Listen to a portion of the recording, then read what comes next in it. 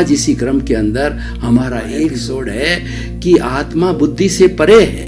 भाई और बहनों, बहुत ही सुंदर विषय है। यहाँ पर दो शब्द आते हैं, एक तो बुद्धि और एक आत्मा। हम इस शरीर से चलते हैं, जो हमारा स्थूल शरीर सामने दिखाई देता है, उस स्थूल शरीर के अंदर मुख्य रूप से काम करने वाले अंग होते हैं। वो मन होता है, वो चिंतन करता है, वर्तमान का चिंतन करता है और भूतकाल की स्मृति करता है तथा भविष्य काल की कल्पना करता है। ये तो मन का काम है। और हमारी इंद्रियां हैं, ये पांचों इंद्रियां इस जगत में से, जो हमारा बाह्य जगत है, उस जगत में से जो जिस तरह का हमारा कार्यकलाप चल रहा है, उस कार्यकलाप को देख करके और ये 5 इंद्रियों के 23 विषयों को खींच करके मन को देती है। तो मन का दोहरा कार्य है। एक तो कार्य यह है कि भूत भविष्य और वर्तमान का चिंतन करना, और दूसरा कार्य यह है कि जो 5 इंद्रियों के विषय आए हुए हैं, उन विषयों की संयोजना करना। संयोजना करने के लिए वो इन विषयों को, बुद्धि को निर्णय के लिए भेज देता है। तो इस तरीके से इंद्रिय हुआ, फिर उसके बाद मन हुआ। अब हम बुद्धि के बाद चलते हैं। बुद्धि एक जज का काम करती है और बुद्धि का कार्य होता है क्षीर नीर विवेक करना। अगर बुद्धि सही है, अगर सुबुद्धि है तो अच्छा निर्णय लेगी, और कुबुद्धि है तो गलत निर्णय लेगी। गलत निर्णय से हमारा पतन होगा और सही निर्णय से हमारा उत्थान होगा। तो इसीलिए बुद्धि को जो है हमें नियंत्रण में रखना चाहिए और बुद्धि हमेशा सुचारू रूप से चले, यह हमें ध्यान रखना चाहिए। परंतु बुद्धि भी कोई अन्य तत्व से संचालित है। बुद्धि संचालित है चित्त के द्वारा, और चित्त संचालित है भावों के द्वारा, और भाव संचालित है हमारे कर्म शरीर के द्वारा।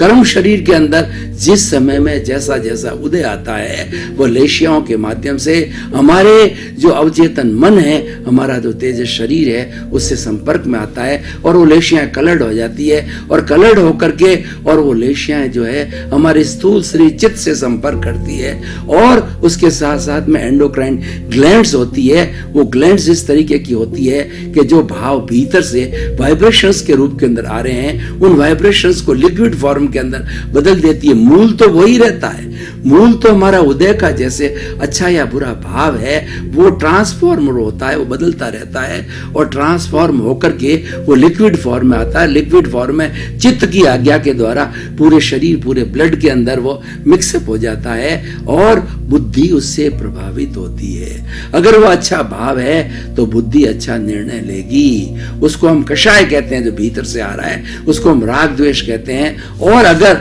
वह बुरा विचार है, राग द्वेष का विचार है, तो बुद्धि जो है कुबुद्धि हो जाएगी। कहने का अर्थ यह है कि बुद्धि जो है निर्णय का काम तो करती है, लेकिन भीतर के भावों से प्रभावित होने के कारण वो सही निर्णय नहीं ले पाती है।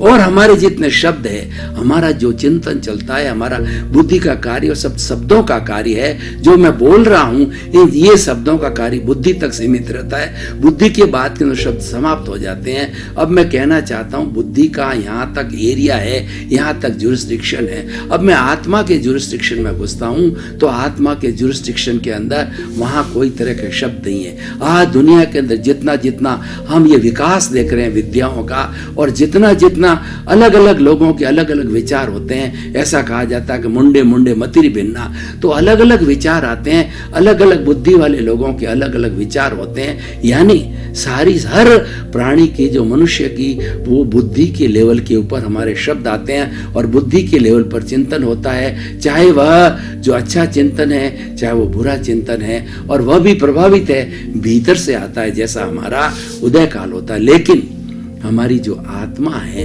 वह आत्मा हमेशा सुचिंतन करती है, क्योंकि आत्मा तो जो है वो ज्ञाता दृष्टा है। इस शरीर में आत्मा केवल जानने वाली है और देखने वाली है, और ये शरीर है वो करने वाला है, भोगने वाला है। आत्मा की भूमिका अलग है, शरीर की भूमिका अलग है। शरीर का अकाउंट अलग है, आत्मा का अकाउंट अलग है। आत्मा के अकाउंट के अंदर हम जाते हैं, यानी हम जब अवचेतन मन को टच करते हैं, तो ये हमारे सारे जो है ये विचार है समाप्त हो जाते हैं, और भीतर हमको सब वाइब्रेशंस दिखती है।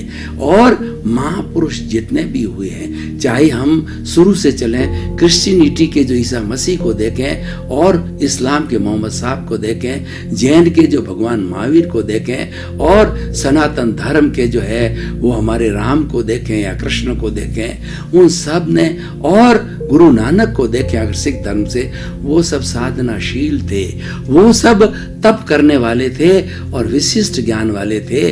वो बुद्धि से परे जाते थे। बुद्धि से परे जाने पर वो तेजस शरीर के अकाउंट में जाते थे, उस वाइब्रेशन के अकाउंट के अंदर जाते थे और सभी एक तरह की वाइब्रेशंस देखते थे, क्योंकि वाइब्रेशंस ओरिजिनल होती है, वह भीतर से आती है और उन पुण्य आत्माओं का चिंतन भी, भीतर का उदय भी अच्छा होता है।